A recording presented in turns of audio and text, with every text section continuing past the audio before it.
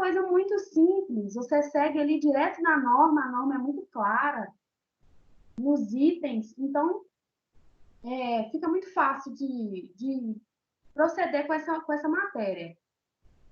Então, assim, eu até coloquei um quiz. Alguém chegou a ver? Não. Coloquei um quiz lá na seção 2.1, eu acho. E aí, eu vou avaliar esse quiz em 200 pontos, que é uns pontos que eles estão praticando aí, de trabalho, ou de acesso à lava. Então, eu coloquei um quiz de 5 perguntas. Tá bom. Tá bom? E é isso aí.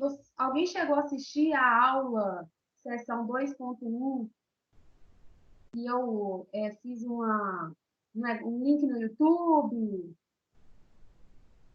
Professor, eu não cheguei a acessar o conteúdo porque liberaram para mim esses dias, né, na verdade, o portal. Até então, não tive acesso a nenhum conteúdo. A gente está tendo muito esse problema, né? Quem ainda não tem nem acesso ao Lava, então como que vai acessar os links das aulas? Eu também tive acesso hoje ao AVA.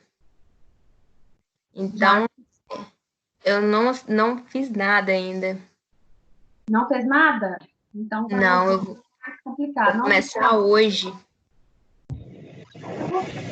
A gente está encerrando um conteúdo de matérias, né? A sessão até a 3.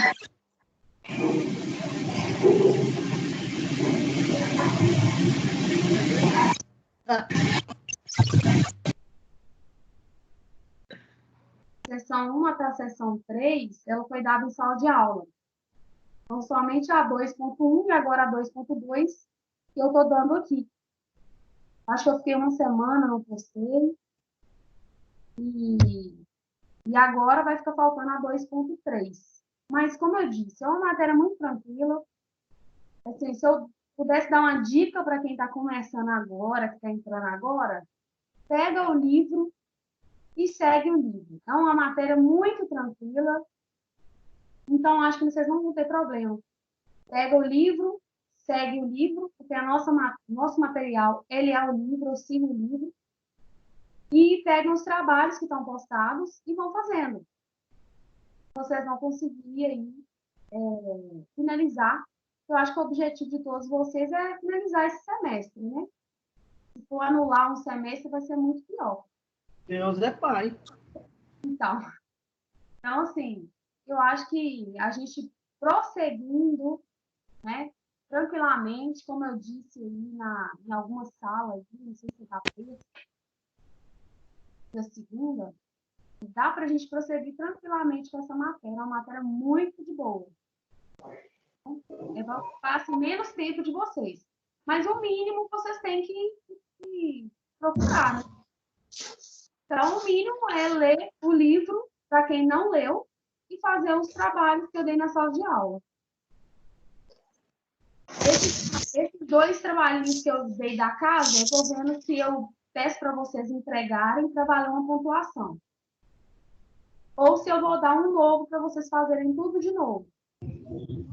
Nós entregar via e-mail? E-mail. Vamos mandar por e-mail. Vai fazer tudo de novo, quem já fez? Aí não. Hã? Não, vocês vão fazer diferente, né? É igual, mas é diferente. Ah, tá. É igual, Ô, mas é Nádia, diferente. Oi.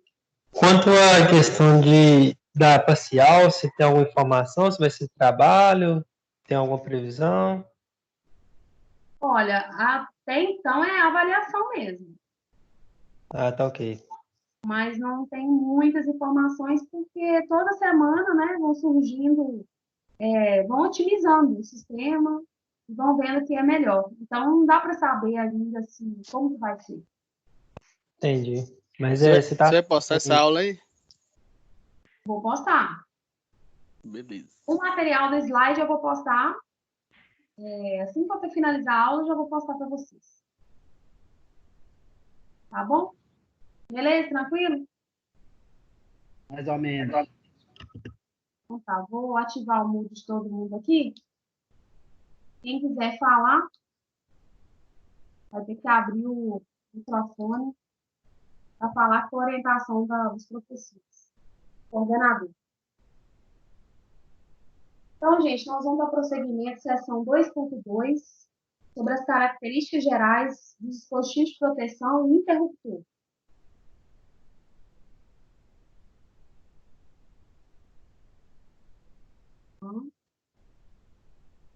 Então, os interruptores, eles são dispositivos de manobra utilizados para comandar lâmpadas. Espero que vocês já saibam disso. Esses dispositivos se diferem dos disjuntores em relação à sua função final. Ele está fazendo essa correlação aqui porque o disjuntor também é um interruptor. De certa forma, ele também interrompe a energia, mas ele se difere em relação à sua função final. Os disjuntores são utilizados para a proteção de circuitos elétricos. Ele é um circuito automático. Circuitos automáticos, ele desliga, ele interrompe a energia automaticamente.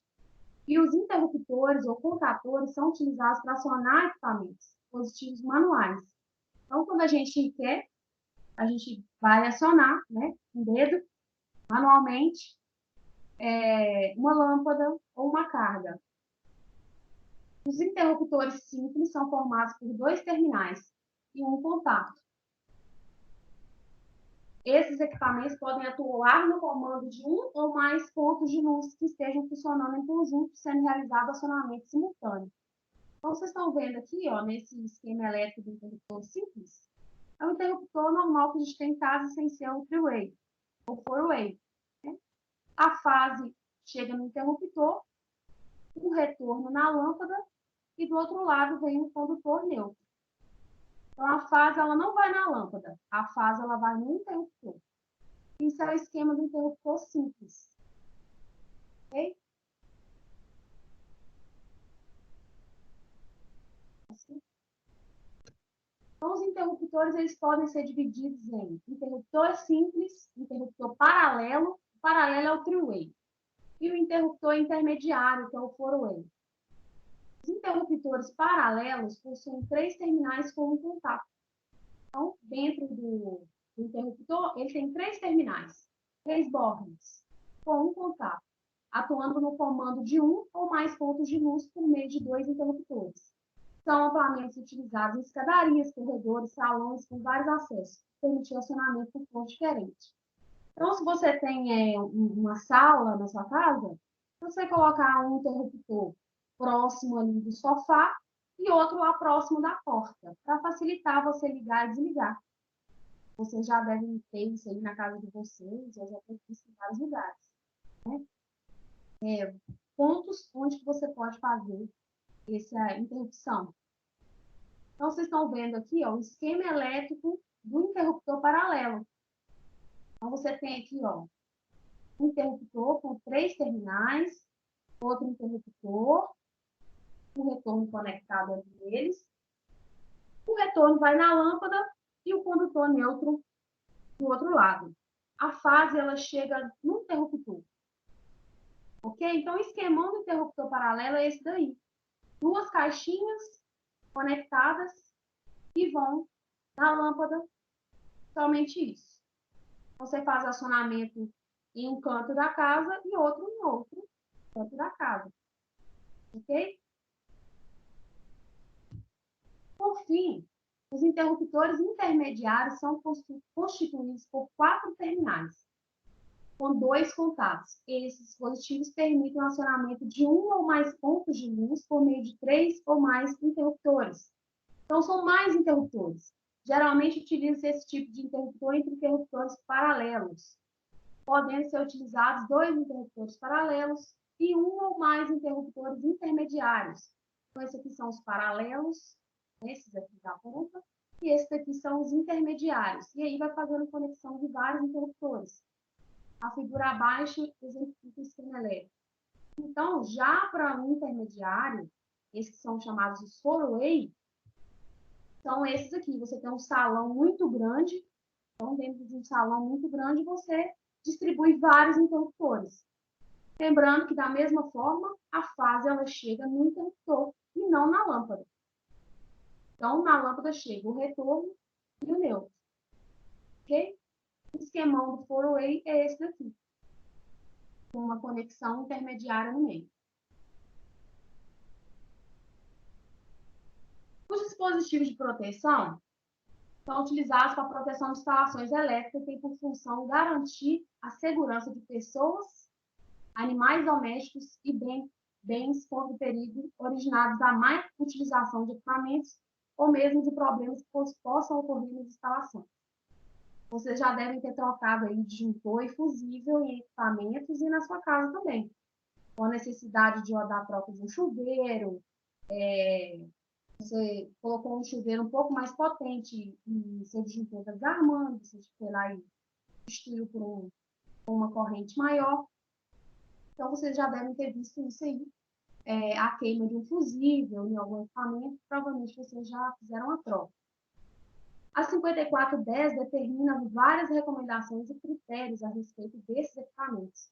Nessa seção serão analisados aspectos relacionados à proteção contra sobrecorrentes e a curto-circuito, proteção contra choques elétricos.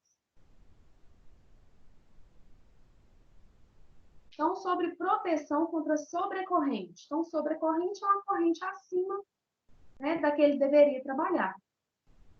Os condutores e equipamentos que fazem parte de um circuito elétrico devem ser protegidos por dispositivo de proteção contra sobrecorrentes, divididos em corrente e sobrecarga, corrente nominal. Aí o que eu falei, corrente nominal da carga superior à corrente projeto de circuito, causados por solicitações de equipamentos acima de sua capacidade.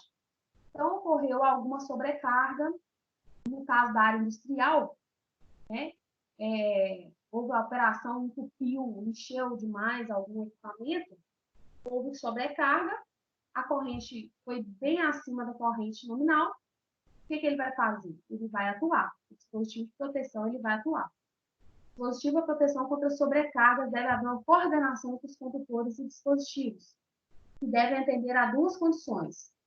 Então, essa proteção de sobrecarga ela envolve tanto o dispositivo de proteção quanto os condutores dessa instalação. Eles têm que ser dimensionados para a sobrecarga e os dispositivos de proteção também devem ser dimensionados para essa sobrecarga. Então, quais condições ele deve atender? Então, a corrente IB é a corrente projeto. Vocês calcularam aí na sala de aula, cálculo de IB para dimensionamento de circuitos. E N, então, é a corrente nominal do dispositivo de proteção. E o IZ, vocês também viram naquelas tabelas da 5410, é a capacidade de condução de corrente dos condutores. Então, ele tem que seguir esse critério mínimo. Então, a corrente do seu dispositivo de proteção, o disjuntor, por exemplo, ele deve ser maior que a sua corrente de projeto e menor do que essa capacidade de condução de corrente dos condutores. A corrente que assegura a atuação efetiva do dispositivo, ela tem que te assegurar que ela é menor que 1,45 o IZ do cabo, que é a capacidade de condução de corrente dos condutores. Ok? Vocês vão fazer esse cálculozinho mais para frente. Então, outro tipo de proteção que nós devemos garantir é a proteção, os dispositivos devem garantir proteção contra curto-circuito. Para a proteção contra curto-circuito, alguns requisitos também devem ser atendidos.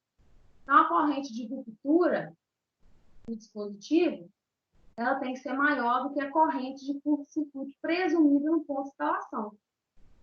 Então, normalmente se presume qual que é a corrente de curto-circuito, se você não tiver qual o valor exato. Se for feito um estudo em que se sabe a corrente de curto-circuito, você vai usar a corrente do estudo. Se não, você pode utilizar uma corrente de curto-circuito presumida naquele ponto. Tá bom? Vocês vão ver mais para frente. Então, o tempo de disparo do dispositivo de proteção, ele é menor do que o tempo limite de atuação do dispositivo de proteção. Então, ele vai disparar e vai atuar. Então, o tempo de atuação do dispositivo ele tem que ser maior do que o tempo de disparo do dispositivo de proteção. Então, Então, tem um cálculo aqui do tempo limite de atuação. É o tempo máximo que ele tem que atuar para proteção do circuito, né? Nós não adianta se a gente tivesse um dispositivo de proteção que ele demorasse para atuar. Então, poderia haver ali queima de equipamentos e ser grande ali a perda na instalação. Então, a curva característica do dispositivo de proteção, ela relaciona esse tempo de limite de atuação dos dispositivos. Esse tempo limite está relacionado com a constante. Essa constante está relacionada com a isolação do cabo. Então, normalmente, aí, para quem faz instalação residencial, isso aqui vai ser um cabo PVC. E essa constante, ela vale 115. O S é a seção do condutor em milímetro quadrado, então é um condutor de 2,5 milímetros, condutor de 4 milímetros, 6 milímetros. Pode utilizar. E ICS aqui é a corrente curto-circuito presumida no ponto de instalação do dispositivo. Você vai fazer esse cálculo e vai ver se esse dispositivo ele está atendendo a esses critérios, esses requisitos mínimos. Sobre o disjuntor termomagnético, que é o que nós vemos no quadro de distribuição. Então, aqui eles são disjuntores termomagnéticos. Então, disjuntores termomagnéticos atuam protegendo contra correntes de sobrecarga e curto-circuito. Esses dispositivos são os mais utilizados em instalações residenciais e comerciais, devido ao fato de permitirem um religamento logo após a ocorrência da sobrecorrente, sem a necessidade de substituição do equipamento. Então, houve uma sobrecorrente. O que acontece na nossa casa, por exemplo?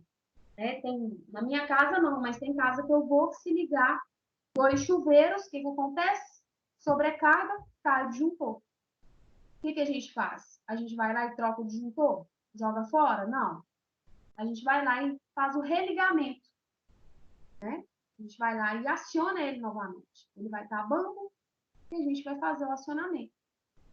Então, por isso que ele é mais utilizado em instalações residenciais, comerciais, e também na área industrial, porém não desse tipo, né?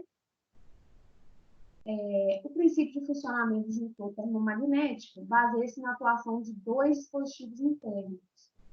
Então, o disjuntor termomagnético tem 2 dispositivos internos, o relé térmico e o magnético. Então, na figura que vocês estão vendo aqui, o disjuntor unipolar. Unipolar é para residências onde é monofásico, residência bifásico. Aqui no caso de um comercial, que tem um acionamento de alguma carga, um motor, uma bomba. Então, tripolar para acionamento trifásico. Ok? Então, a característica do disjuntor termomagnético. O relé térmico.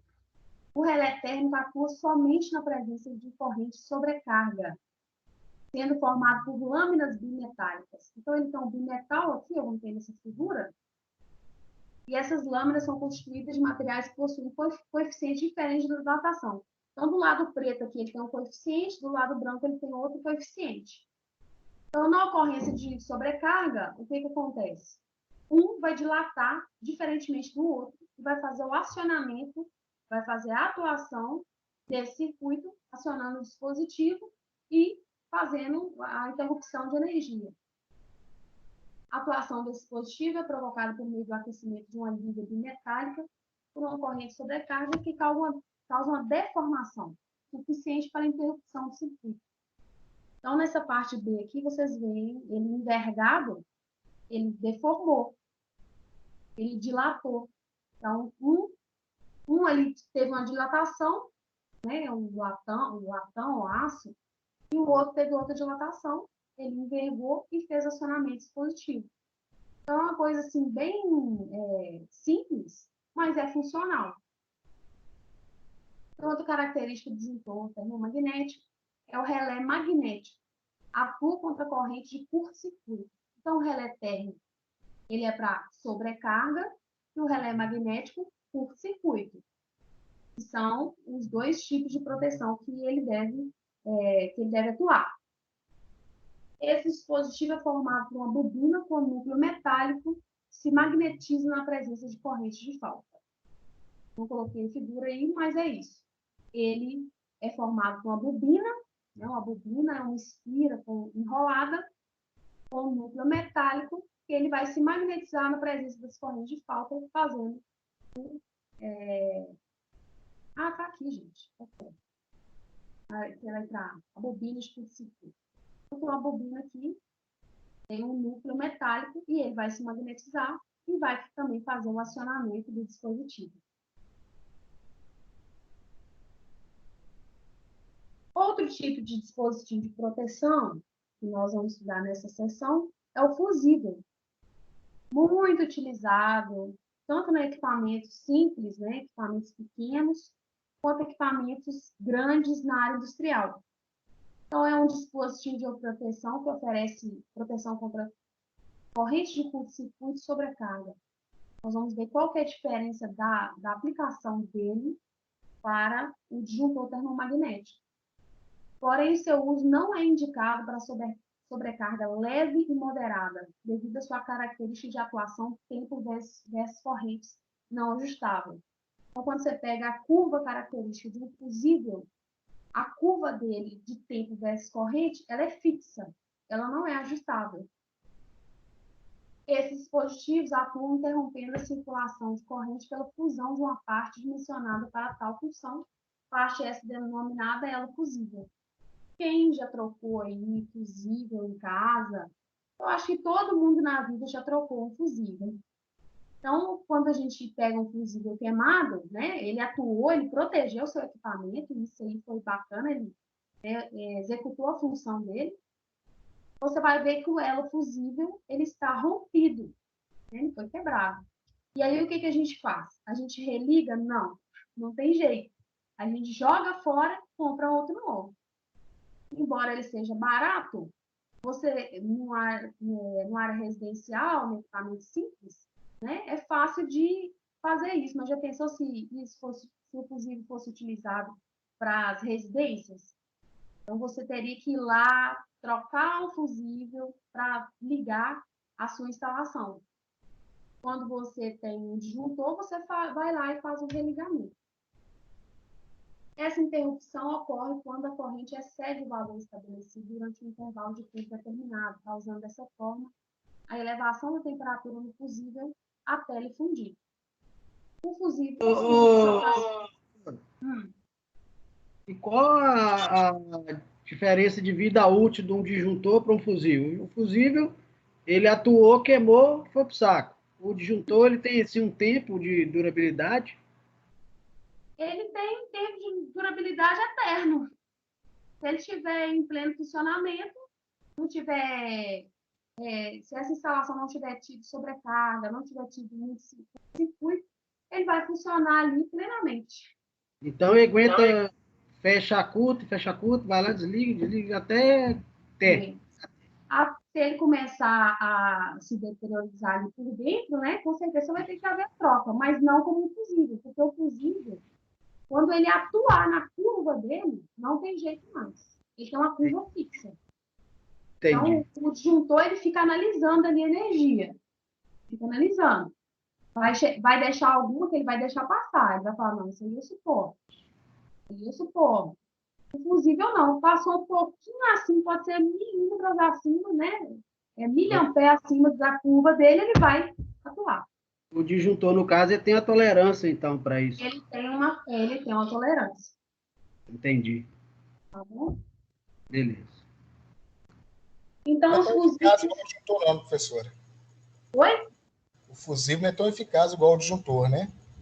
Ele é tão eficaz quanto o disjuntor. Tão eficaz quanto. Então, os fusíveis são classificados de acordo com as características de desligamento, podendo ser de efeito rápido ou de efeito retardado.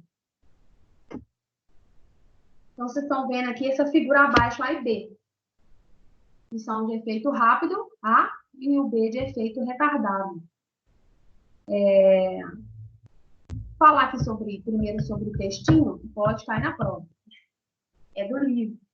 Os equipamentos classificados como efeito rápido, eles são mais utilizados em circuitos que sofrem baixa variação de corrente entre as etapas de partida e a de regime normal de operação, tais como cargas resistivas. Então, o efeito dele é rápido, instantâneo. Já os dispositivos classificados como efeito retardado são mais utilizados em circuitos que possuem corrente de partida muitas vezes superior à corrente nominal, como, por exemplo, motores elétricos. Não é possível utilizar fusíveis de efeito rápido para equipamentos com corrente alta de partida, pois os circuitos seriam interrompidos no momento em que houvesse a partida, impedindo o funcionamento normal do equipamento. Então, gente, em área industrial, ele está falando aí no livro, mas é mais utilizado, né, esses fusíveis aí, desse tipo, em áreas industriais e certos tipos de equipamentos. Então, por exemplo, vocês da civil não estão habituados, mas um motor elétrico, na partida, ele tem uma corrente 8 vezes a nominal. Então, o fusível de efeito rápido, por exemplo, para vocês entenderem, quando ele chegasse, quando fosse acionada essa carga, ele já iria atuar. Já um fusível de efeito retardado, né, com um retardo de tempo, ele poderia, talvez, suportar essa corrente de partida. Né? Aí, o que acontece nessa corrente de partida? Você tem uma curva. Então, o motor, ele atuou, ele foi ligado, você tem uma corrente 8 vezes a nominal, depois você chega no regime permanente dele. Então, vamos supor que ele demora 5 segundos, esse fusível pode ter uma curva de efeito retardado, que ele vai suportar um tempo de 5 segundos. Então, 5 segundos ele vai suportar e depois ele vai atuar no caso dessa corrente não se entrar em regime permanente, por exemplo.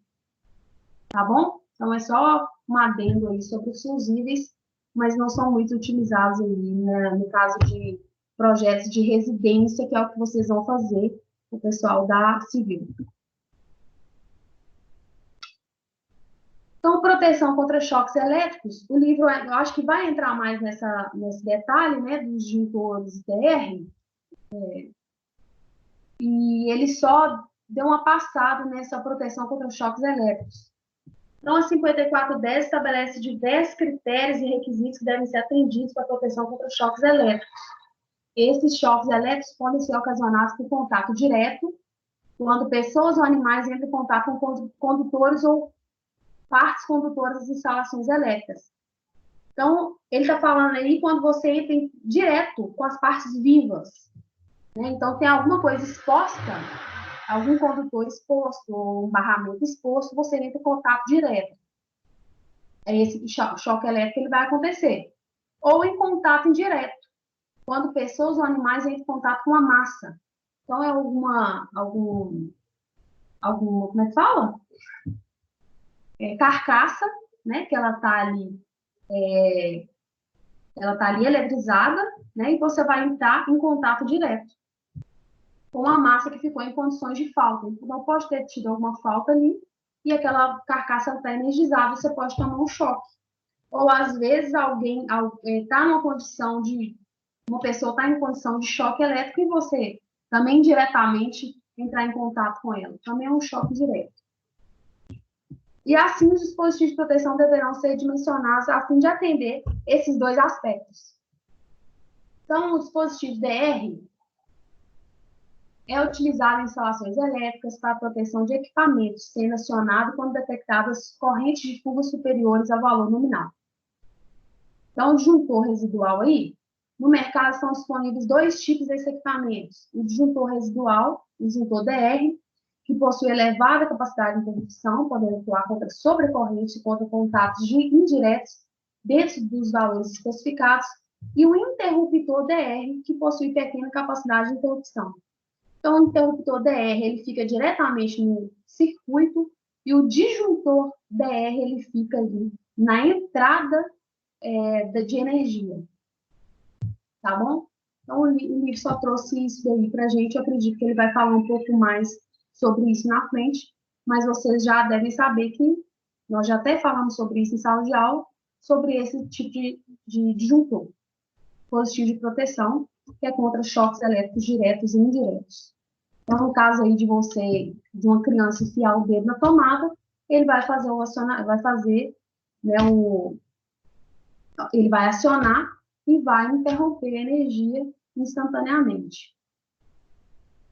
Sobre o assunto da gente fazer o cálculo das proteções, nós vamos exemplificar aqui agora. Então, dimensionar o dispositivo de proteção contra sobrecorrentes para um circuito monofásico que possui condutores unipolares de cobre.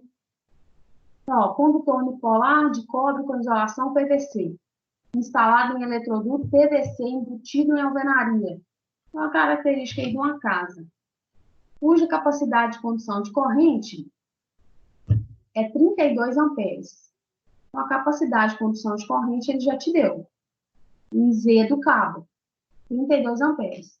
A corrente presumida de curto-circuito pré-estabelecida é 2 kA, kA,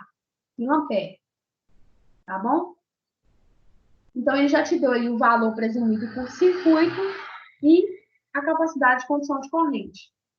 Aqui na figura que nós estamos vendo, nós vemos ali o I, essa corrente aqui, igual a 24 amperes, que é a corrente de projeto. Então, você tem a corrente de projeto, você tem aqui a seção do condutor, aqui, olha, a seção do condutor de 4 milímetros, né? Você tem a fase neutro e terra. E você agora vai fazer os cálculos para ver qual disjuntor que você vai utilizar.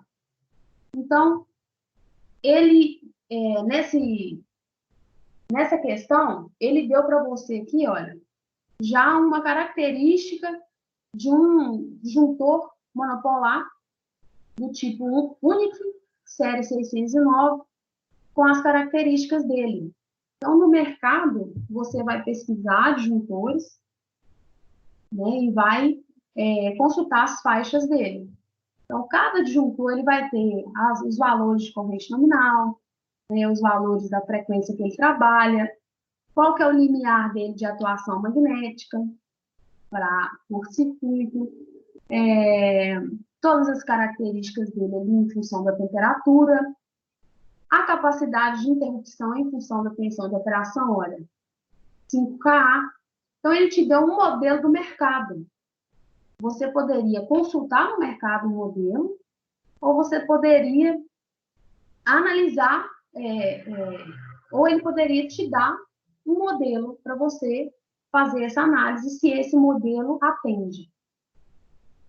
Então, para esse disjuntor, então, olha, como a corrente de projeto é 24 amperes, um disjuntor com a corrente nominal acima de 24, para a gente atender esse requisito aqui, olha, o IN tem que ser maior do que o ID, o valor de corrente nominal do dispositivo de proteção, ele tem que ser maior do que essa corrente de projeto.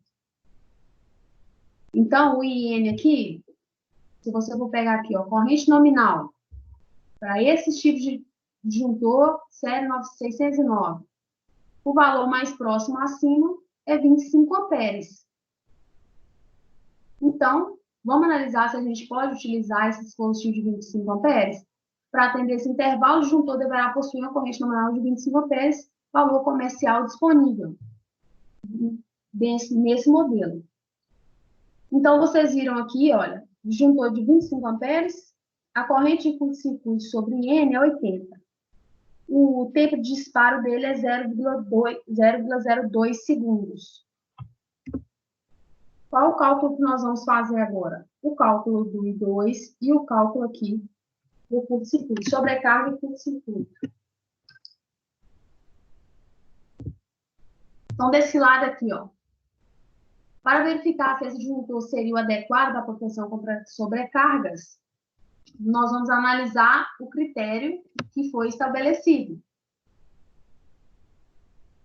Então, ele tem que ser 1,45 o IZ do cabo. Então, I2 é 1,45 vezes a corrente nominal. Vocês lembram onde estava todas essas características? Está lá nos slides. Vou voltar aqui para vocês verem. Então, você tem que atender a essa condição e a essa condição que é a corrente que assegura a atuação efetiva do dispositivo de proteção. Análise aqui. O cálculo do I2, ele já calculou, que é 1,35 a nominal, que é a corrente, o valor que ele garante. Então, esse valor ele tem que ser menor do que 1,45 a condição do cabo. A condição do dispositivo é a condição do cabo, o Z do cabo, capacidade de condução de corrente, que nós até aprendemos a fazer isso na sala de aula, utilizando as tabelas da 5410. Então, ele viu aqui, olha, que o I2, ele é menor do que a condição de 1,45 Z, que deu 46,4. Então, esse I2 dele atendeu a condição de proteção contra a sobrecarga, que é a corrente. Então, analisando agora os dados para proteção contra curto-circuito, ele precisa atender esses requisitos. Então, a capacidade aqui de corrente de ruptura, ela tem que ser maior do que a corrente presumida de curto-circuito. E o tempo de disparo tem que ser menor do que o tempo de atuação. Então, a capacidade aqui, nós já sabemos que ele atende esse requisito. Né? A capacidade de ruptura dele aqui, ó. Ele é de 5K e a presumida é de 2 kA. Então, ele já atendeu esse primeiro requisito aqui. O de ruptura é maior do que a corrente presumida. Então, o tempo de... você vai calcular agora o tempo aqui de acionamento. Você vai utilizar o K, está relacionado à constante do cabo. No caso do cabo de PVC, 115 ao quadrado, vezes a seção do cabo. S da seção do cabo, ele deu aqui também um cabo de 4 milímetros. Dividido pela corrente de curto-circuito presumida, que é 2 kA. Vocês viram aí, ele deu no enunciado, ele presumiu essa corrente. Então, o tempo dele aí de atuação, 0,005. Então, o tempo de disparo dele é menor do que o tempo de atuação. Então, podemos concluir que a melhor escolha nesse caso, baseando nas características do disjuntor fornecido, é a utilização do disjuntor termomagnético, tipo UNIC, série 609, de corrente nominal de 25 amperes. Ele atende de forma satisfatória a proteção de sobrecorrente e a proteção contra curto-circuito. Vou dar um tempo para vocês aí, podem abrir o áudio e responderem as questões para a gente poder fazer junto.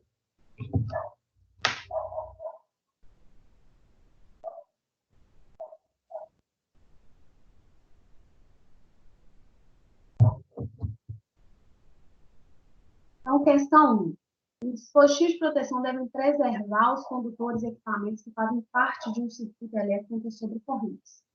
A respeito desse dispositivo, pode-se afirmar que os disjuntores termomagnéticos e os fusíveis são os dispositivos de proteção mais utilizados? Correto. Os disjuntores termomagnéticos são formados por dois dispositivos internos, um relé térmico e um relé magnético? Correto. Os fusíveis são indicados para proteção contra sobrecargas leves e moderadas? Falso. Correto. É falso. Está lá nos nossos slides. Esse é falso. A sobrecarga leve e moderada é falso. Então, os fusíveis atuam interrompendo a circulação de corrente pela fusão de uma parte dimensionada para tal? Falso. Falso. Os fusíveis... Fala, Maia. Fusão de uma parte dimensionada, fusível. Verdade. Ah, não, fusível, correto. Fusível, então, Correto. ele atua. Então, é o elo fusível, ele vai fundir e ele vai... Na verdade, nem tem alternativa aí. Como só tem até 4, como é que é 5 tá certo? Ah, é verdade. É 1, 2 e 4. 1, 2 e 4. 2 e 4. Anula a questão.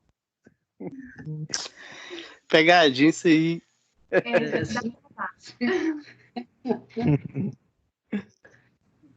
Os Baiano, fusíveis são dispositivos utilizados para proteção de instalações elétricas.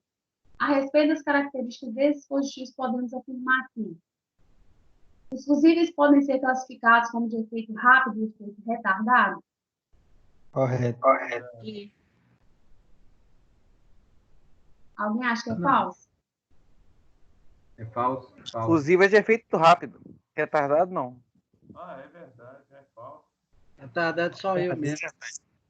Não. Rápido e Fusíveis, eles têm aqueles dois tipos de fusíveis, que são o tipo D e o tipo NH. Um é utilizado para efeito rápido, tem uma E o outro é curva de retardado. efeito rápido, e o outro é utilizado para uma curva de efeito retardado, no caso de utilizar Tá certo. Ah, desculpa pela vergonha aí. Baiano acertou. Os fusíveis de efeito rápido são utilizados geralmente em circuitos que sofrem baixa variação de corrente entre a etapa de partida de regime e a de regime normal operação. Normal, né? De efeito, não. Verdadeiro. É verdadeiro também. É utilizado mais em carga resistiva, né? Isso aí. E 3, os fusíveis de efeito retardado são mais utilizados em circuitos que possuem corrente de partida muitas vezes superior à corrente nominal. Correto. 2 e 3, verdadeiro. Então, 1, 2 e 3 são corretos. São corretos, são verdadeiros. Os disjuntores termomagnéticos atuam na proteção contra sobrecarga de corrente no circuito. Ô, gente, viu como é que é tranquilo? Se a gente for assim, né? Acho que dá para vocês fazerem a prova, não dá? Ah, dá pra fazer sim, de jeito Ah, que tá. essas questões aí dá. Der pra tomar na cerveja, Ai, quero ver. escutando Gustavo Lima.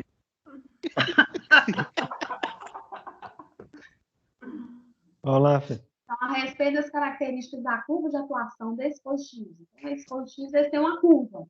As curvas deles de atuação. Podemos afirmar aqui, para casos em que a corrente do circuito é menor que a nominal, o disjuntor nunca atuará. Verdadeiro. A corrente do circuito é menor que a nominal. Ele nunca vai atuar. Ai, não. Então, para correntes maiores que a nominal, o disjuntor atuará. E quanto maior a corrente do circuito, será menor o tempo de atuação do disjuntor. Correto. Qual da Tá curva, né? certo. Tá certo. Para correntes muito maiores que a nominal, o disjuntor termomagnético será acionado por meio do relé magnético. Muito maior que a nominal, pode ser Correto, é. Pode ser um curto-circuito, né? Depende do tempo, né? isso. São as duas características do disjuntor, né? Então, no caso de uma corrente muito maior à nominal, é um curto-circuito. Baiano marcou a Uma letra A. corrente um pouco superior à nominal é uma sobrecarga. Uma sobrecarga que está passando ali, né? Agora, quando é muito superior, é curto-circuito. Então, Ok. a característica que vai atuar nele é o magnético.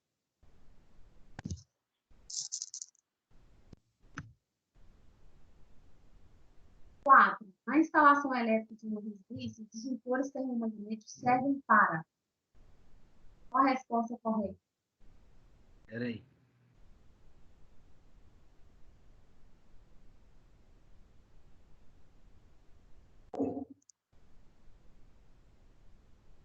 Entraram.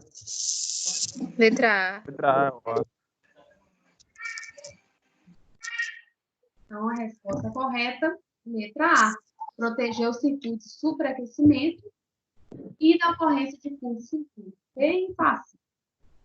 Só coloquei fácil. O dispositivo que assegura condutores de circuito contra curto-circuito, o dispositivo que assegura condutores de circuito contra curto-circuito, sobrecargas, e, ao mesmo tempo, minimiza os efeitos de choques elétricos em pessoas devido ao contato direto e indireto, é o DR. Então, disjuntor diferencial residual, né? Isso. É o DR. Isso aí. Então, ele minimiza os efeitos de choques elétricos em pessoas que evitam contato direto e indireto. O Baiano falou que é discussão em relação. Isso, né? Em um experimento de laboratório de instalações elétricas, foi instalada uma lâmpada comandada por um computador. Sobre esse procedimento, assinale a alternativa correta. Analisar.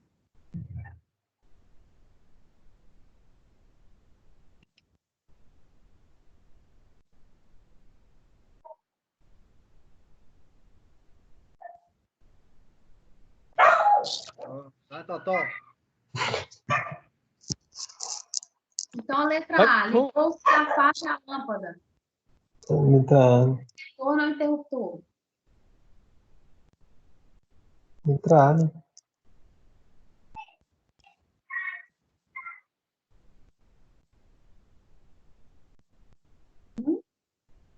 Letra A, ué. Faz vai lá, tem o retorno da lâmpada. Alguém tem dúvida? Hã? É A mesmo, eu acho. Não é A, não. Letra C.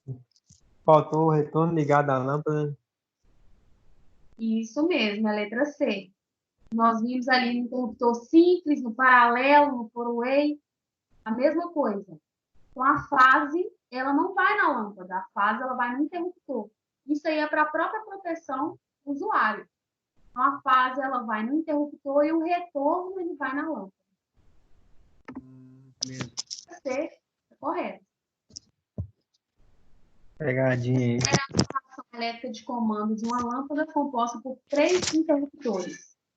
Então, só pela configuração aí, vocês já sabem qual tipo de instalação é esse, qual tipo de sistema de comando é esse. Three-way.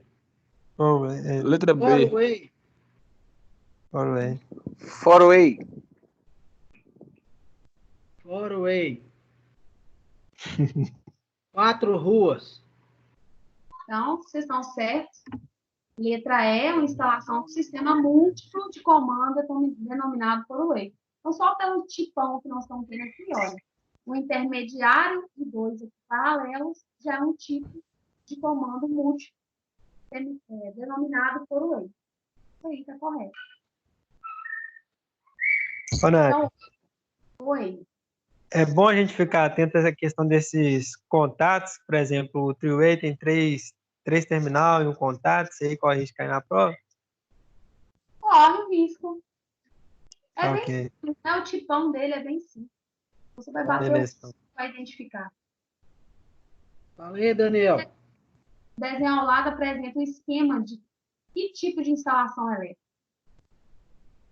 Three-way. Letra A.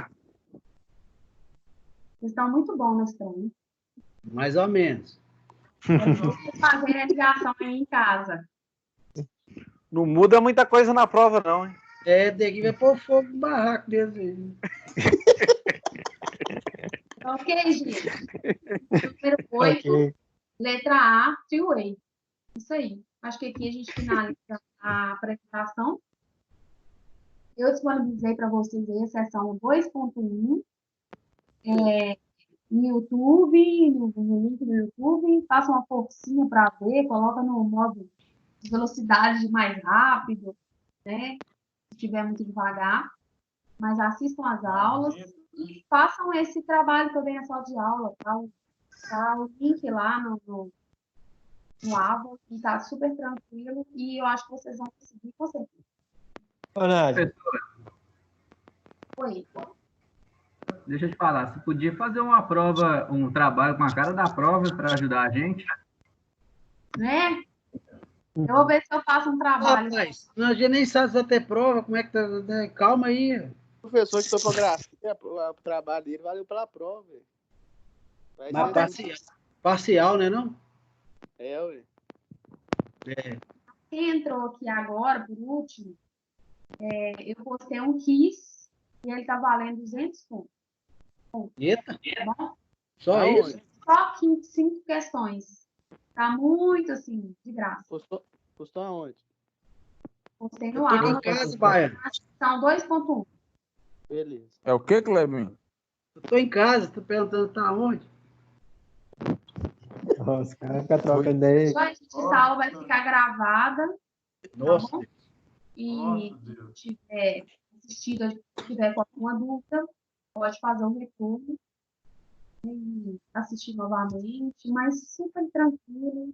A aula passada, 2.1, é sobre quadro de sedução, eletroduto, super tranquilo também.